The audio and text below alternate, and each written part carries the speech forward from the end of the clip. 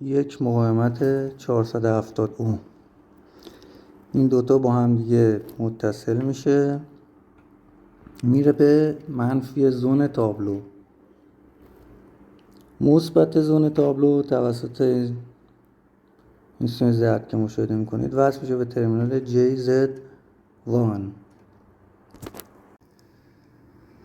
بعد از اینکه برق بیم دیتکتور رو توسط 24 ولت اکسیلری تابلو تامین کردیم و زون تابلو رو هم مثبت منفیش هم همونطور که توضیح دادیم اتصال دادیم، دیتکتور رو روی دیوار ثابت میکنیم و درست روبروی دیتکتور اون طرف دیوار یک ریفلکتور قرار میدیم.